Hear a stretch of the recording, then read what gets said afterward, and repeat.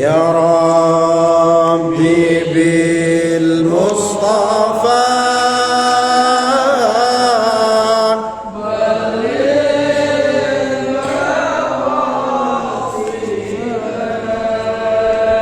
واغفر لنا ما مضى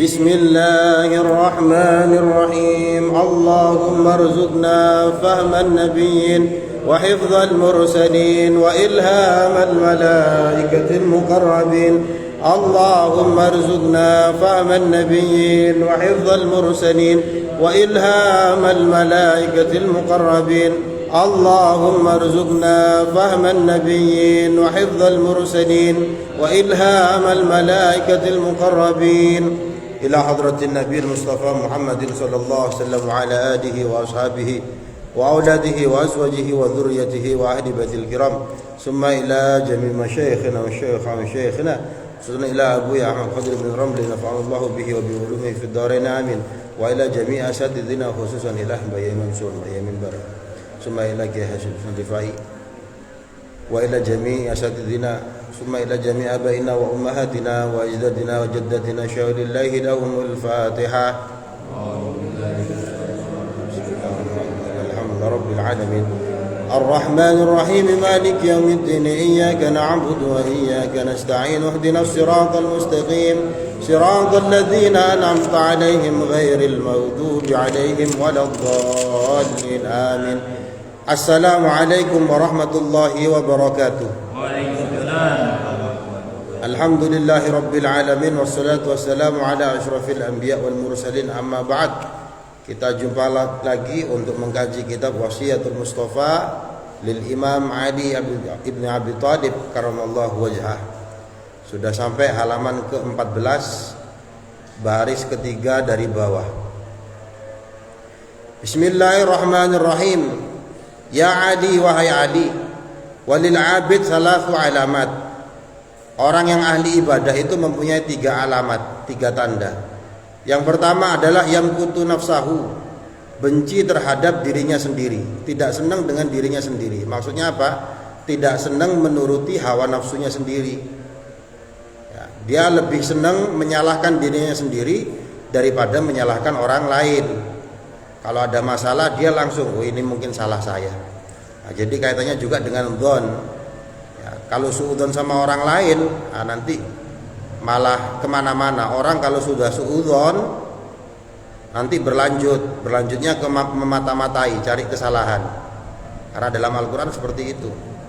Ijtanibu katsiran minadh-dhon inna ba'dadh-dhonni ismun. Jauhilah kamu berprasangka, karena kebanyakan prasangka itu malah dosa. Wala tajassasu, kemudian kamu jangan cari-cari kesalahan. Wala yaghtab ba'dukum ba'dha. Setelah jangan nyari kesalahan, ojo ngerasani. Nah itu semua berhenti kalau kita tidak menuruti hawa nafsu kita. Jadi kalau ada masalah langsung, oh ini mungkin salah saya, daripada sering menyalahkan orang lain.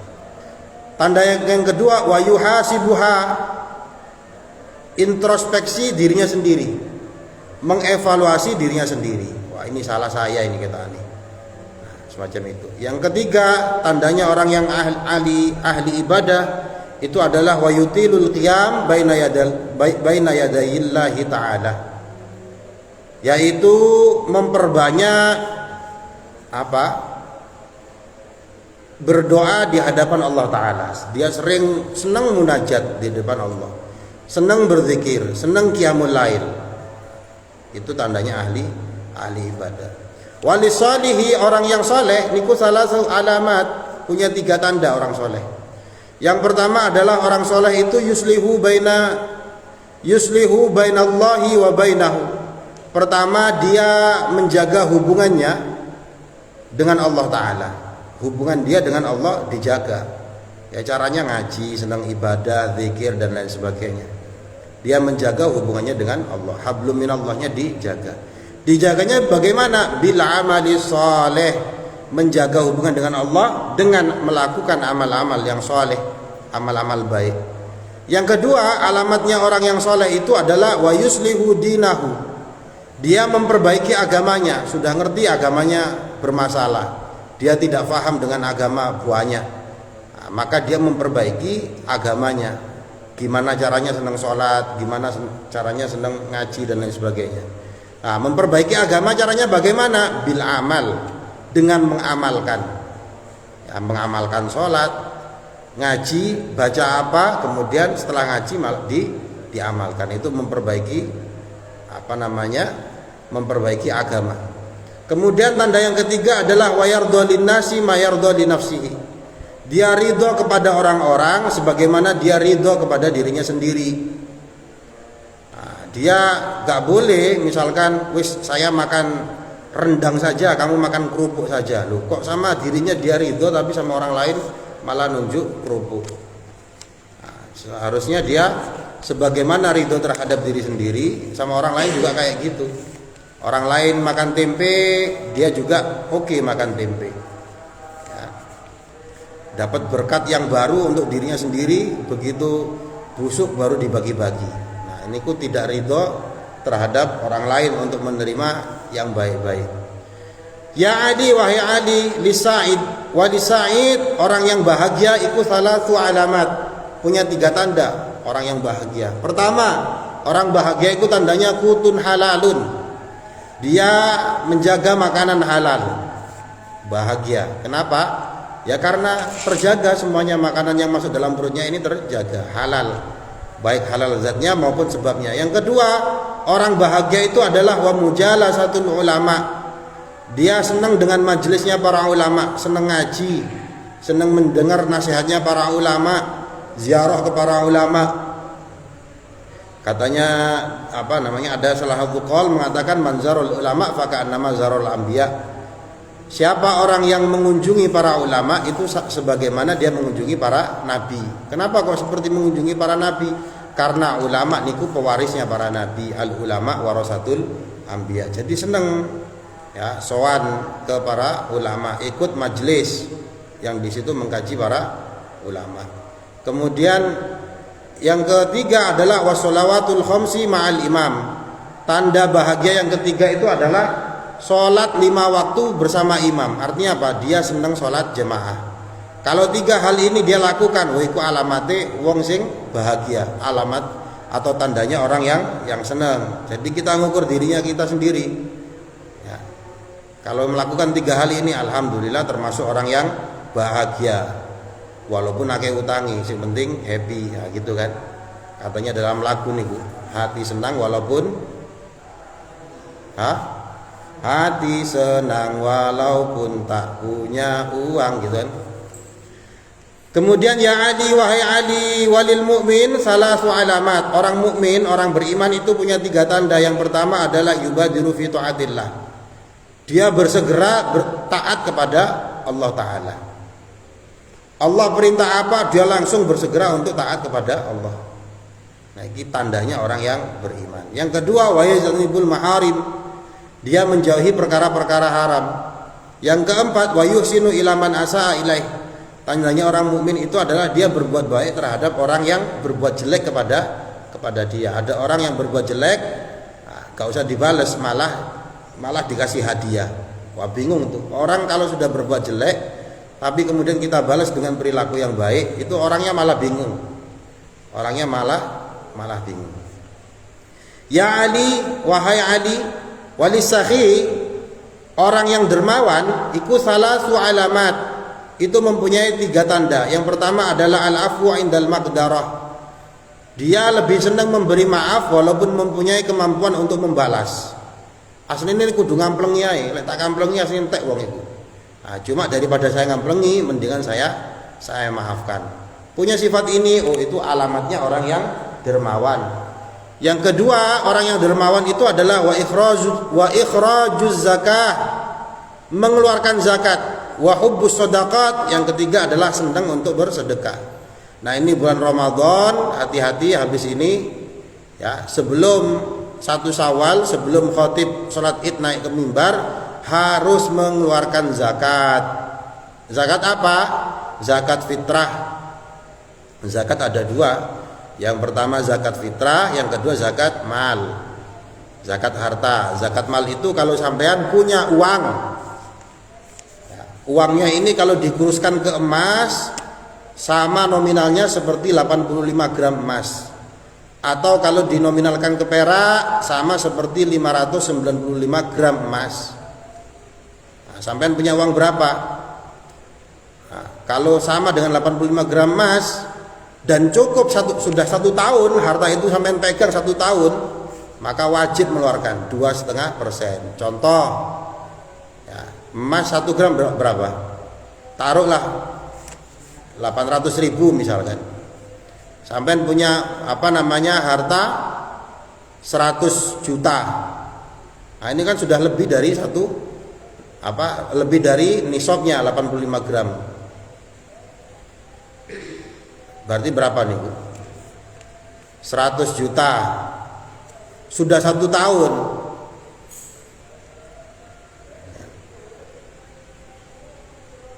Yes, itu kan dewe kok bingung aku. Yes, pokoknya 85 gram emas. Hah? Sekitar 70 juta ya. Di atas 70 juta sampai harus mengeluarkan emas. Ya. Apa?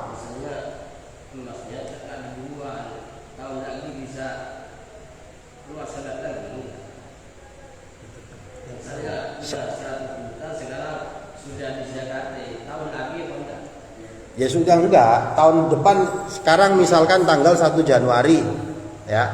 Sampai punya uang 100 juta per 1 Januari.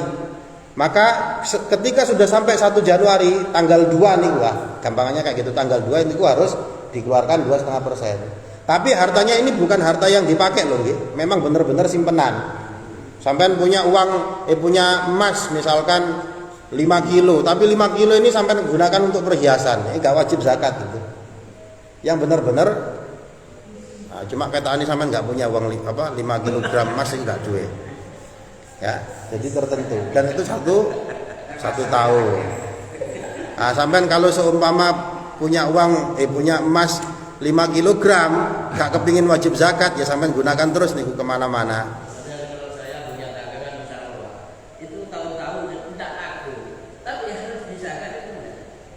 Dagangan, ya kalau dagangan ya boten, kan dagangan digunakan. Dagangan tidak, yang untungnya kemudian untungnya ini disimpan, nggak berubah, nggak dipakai. Nah. Iya, tapi kan itu dagangan. Nah, berarti nggak wajib. Sampean dagang mobil 2, nggak laku-laku. Mobil harganya lebih dari itu.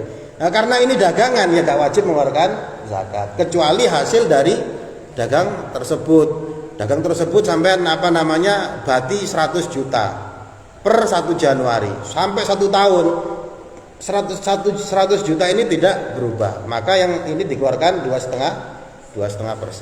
Itu zakat mal. Nah, ini Ramadan kita mengeluarkan zakat fitrah. Zakat fitrah itu gimana? Bayarnya pakai makanan pokok. Kalau di zaman Nabi makanan pokok niku bisa kurma, bisa gandum, bisa anggur. Di Indonesia nggak ada yang ini. Makanan pokoknya adalah beras. Berapa? 1 sok. 1 sok itu berapa? 4 mut. 4 mut itu 1 mut itu begini. Sampai ngambil beras. Nah, 1 gini. Tapi ukuran dewasa normal. 4 kali mut. Nah, ini namanya 1 sok. Sama para ulama diukur 1 sok itu berapa sih? Beda pendapat, ada yang ngomong 2,5 kilogram, ada yang ngomong 2,7, ada yang ngomong 2,75 kilogram. Nah, itu beras. Boleh pakai uang. Madhab Syafi'i, madhab kita tidak boleh pakai uang. Madhab kita, madhab Syafi'i. Mau pakai uang, ya pakai madhabnya imam lain, madhab Hanafi. Madhab Hanafi boleh pakai uang. Cuma masalahnya madhab Hanafi niku 1 soknya beda dengan kita. Madhab Hanafi itu harus pakai kurma atau anggur atau gandum. 1 soknya juga beda. 1 soknya itu 2 kali lipatnya madhab Syafi'i. Intinya lek gawe duit ikut madhab Syafi'i lebih mahal. Nah, beberapa hari yang lalu saya hitung-hitung lek kurma ajwa, pakai kurma ajwa ya. Nah, itu nanti 1 juta lebih satu orang. Nah sekarang itu ada orang yang mau pakai uang tapi hitungannya pakai hitungan madhab Syafi'i. Nah niki namanya talfik madhab, mencampur adukkan madhab.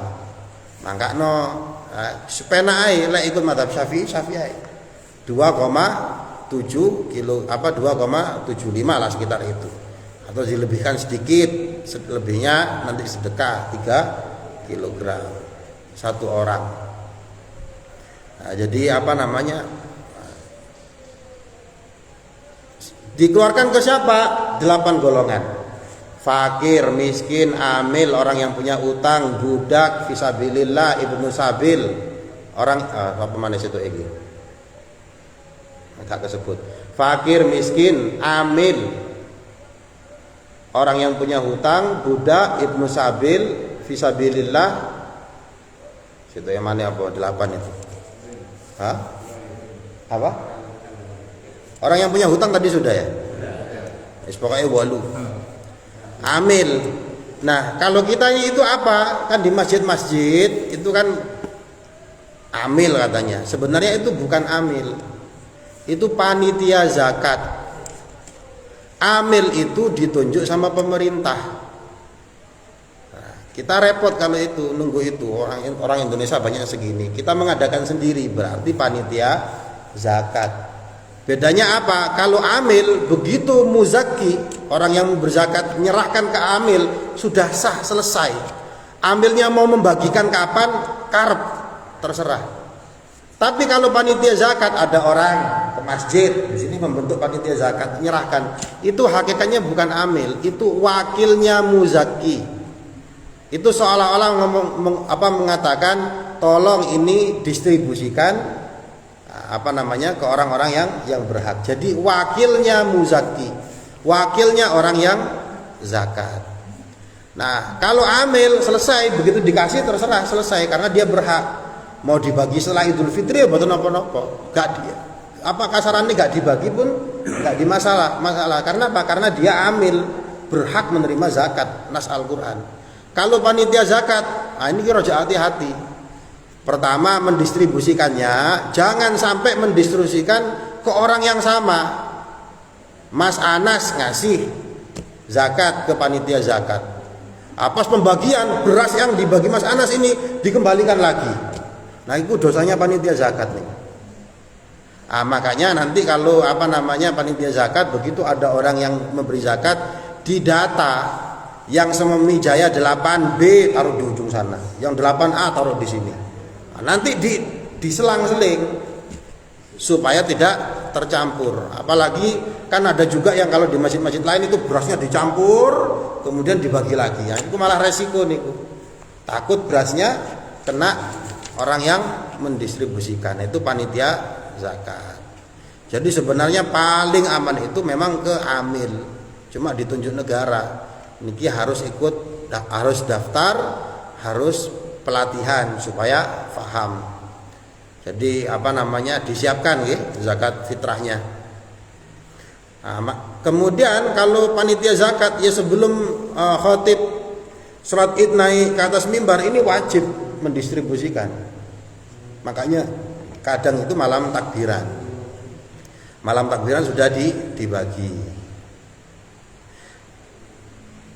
Apakah panitia zakat boleh menerima zakat?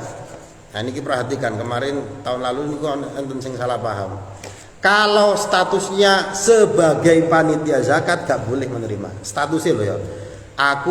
Saya menerima zakat karena saya panitia zakat, gak boleh. Nah, cuma masalahnya panitia zakatnya ini miskin, jadi boleh. Statusnya sebagai orang yang miskin, statusnya sebagai orang yang punya hutang. Sama lah dihutang sih, kreditan motor gak lunas-lunas. Nah, jadi boleh. Paham ya?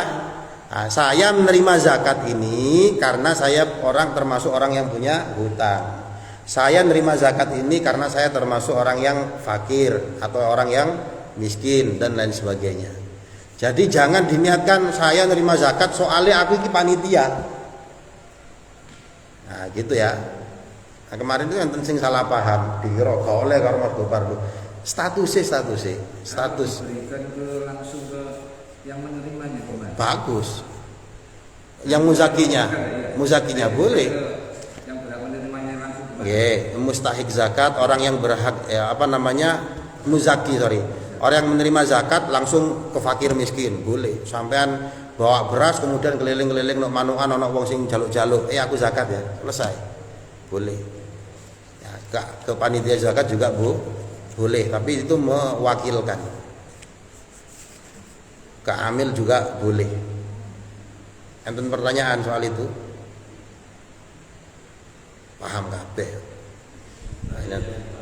Kenapa? Boleh. Ada orang perang sampean langsung ke Palestina juga ngasih itu boleh. Kan fi sabilillah. Ini dijelaskan dalam rangka kehati-hatian. Waktu yang terbaik ya mendekati Idul Fitri. Kalau sekarang ini boleh. Tapi kalau nanti wajib satu hari sebelum Idul Fitri itu sudah wajib. Khotib naik mimbar belum bayar zakat, kemudian mau mengeluarkan niatnya zakat, gak sah. Pertama dia dosa, gak bayar zakat. Yang kedua niku statusnya sedekah bukan zakat. Saya pernah jumpa orang kayak gitu itu. Dia belum zakat. Begitu mudik habis sholat Id jam 8 jam 9 gitu, saya mau ke desa mau sekaligus bayar zakat. Loh, kok dibayar saiki lho ya apa sih? Ya gak sah nih. Jadi diperhatikan betul. Kalau zakat mal gak nunggu Ramadan, pokoknya sudah 1 tahun. Cuma orang itu banyak ukurannya pakai ukuran pas Ramadan. Jadi betul apa-apa. Ya. Jadi apa?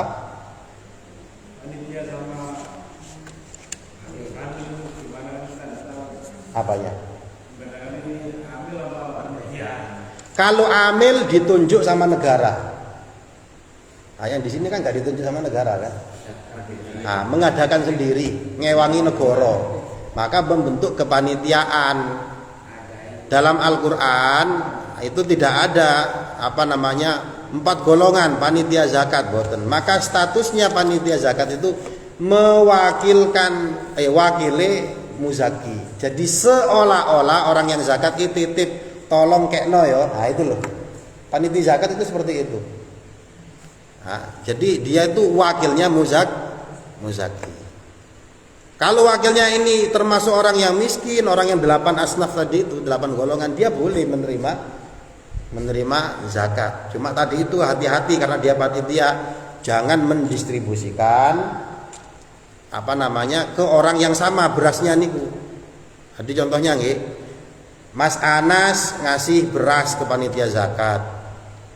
Pak Hadi ngasih beras. Nah berasnya Pak Hadi dikasihkan Mas Anas, berasnya Mas Anas dikasihkan Pak Hadi, gak apa-apa. Makanya kehati-hatian nanti dipisah. Ya. Yang orang mana dulu didata, karena nggak boleh sudah dicampur zakatnya Mas Anas, berasnya Mas Anas dikasih ke Mas Anas lagi. Iku sing dosa panitia zakatnya. Ya. Terus ada lagi nih yang sering. Kalau amil Pak begitu menerima zakat, kemudian dia mau membagi-bagi, dia mengambil uang bensin, uang dan sebagainya dari zakatnya itu boleh, sah. Tapi kalau panitia zakat gak boleh. Nanti makanya bentuk kepanitiaan untuk distribusi misalkan bensin atau bikin kopi dan sebagainya, jangan uang zakat. Ya, jangan uang zakat. Ini ngambil dari zakat, berasnya dijual. Kemudian untuk duit dengan itu kopi, gak oleh. Kecuali kalau amil boleh. Karena begitu dikasihkan ke amil ini sudah sah. Itu nggih.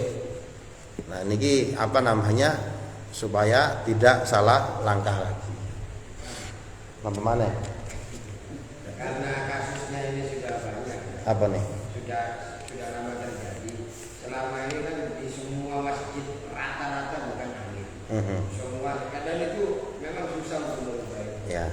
Sedangkan untuk mendapatkan predikat amil itu kan tidak gampang. Ada pelatihan, terus yang angkat juga pemerintah. Yang saya dengar sekarang NU Muhammadiyah itu sudah mengadakan pelatihan. Iya. Nah, alangkah baiknya masjid sini mengawali. Iya. Mengawali mengirim 1-2 orang yang mana itu nanti bisa jadi amil. Kalau sudah ada yang jadi 1-2 amil di jamaah masjid ini aman kita. Iya. Terus gak kau divisor karena sudah ada status amil bukan panitia. Iya, rapati engko kapan-kapan. Muhammadiyah itu sah. Bukan di Muhammadiyahnya, Muhammadiyah atau NU itu punya badan amil. Nah di badan amilnya itu, bukan di Muhammadiyahnya. Di NU atau di Muhammadiyah itu kan ada unit-unitnya, ada unit badan amil, infak, zakat dan lain sebagainya. Di pondok-pondok juga kadang ada lazismu, lembaga amil zakat tadi, unit itunya. Nah, nanti kapan-kapan misalkan Al-Muawanah, misalkan ya, bikin badan amil zakat. Jadi boleh ke Basnasnya ini. Kok ke Basnas, ke badan amilnya boleh. Nah, ya cuma badan amil itu secara umum masih sedikit di lapangan. Tapi ada. Maka dibentuk panitia ini untuk mempermudah. Gitu. Jadi bisa nanti yayasan itu membuat badan amil bisa lapor ke pemerintah supaya ditunjuk. Nanti ada SK-nya bahwa memang benar Yayasan Al-Muawanah mempunyai lembaga atau badan amil zakat, infak dan sedekah. Gitu nggih. Wallahu a'lam bissawab. Bismillahirrahmanirrahim. Allahumma shalli ala sayyidina Muhammad wa ala sayyidina Muhammad walhamdulillahirabbil alamin. Allahumma ighfir lana dhunubana wa liwalidina warhamhum kama rabbawna shighara. Allahumma inna nas'aluka ilman nafi'a wa rizqan wasi'an halalan thayyiban wa amalan salihan maqbula. Allahumma ij'al akhira kalamina la ilaha illallah Muhammadur Rasulullah. Ya Allah biha ya Allah bi husnil khatimah. Allahumma ajil rahmah wal barakah was sakinah wal mutmainnah was salamah wal maghfirah علينا جميعا وعلى جميع عائلتنا وعلى مؤسستنا المعاونة وأمرها بزيادة كثيرة من التلاميذ والتلميذات من أهل العلم وأهل الخير وأهل التقى وأهل الاستقامة وأهل القرآن. اللهم إنا نسألك سلامة في الدين وعافية في الجسد وزيادة في العلم وبركة في الرزق وتوبة قبل الموت ورحمة عند الموت ومغفرة بعد الموت. اللهم هون علينا في سكرات الموت والنجاة من النار والعفو عند الحساب. ربنا لا تزغ قلوبنا بعد إذ هديتنا وهب لنا من لدنك رحمة إنك أنت الوهاب. ربي هب لي من الصالحين. ربنا نجنا من القوم الظالمين. ربنا آتنا في الدنيا حسنة وفي الآخرة حسنة وقنا عذاب النار. سبحان ربك رب العزة عما يصفون وسلام على المرسلين والحمد لله رب العالمين ببركة الفاتحة. أعوذ بالله من الشيطان الرجيم. بسم الله الرحمن الرحيم. الحمد لله رب العالمين الرحمن الرحيم مالك يوم الدين. إياك نعبد وإياك نستعين. اهدنا الصراط المستقيم صراط الذين أنعمت عليهم غير المغضوب عليهم ولا الضالين آمين.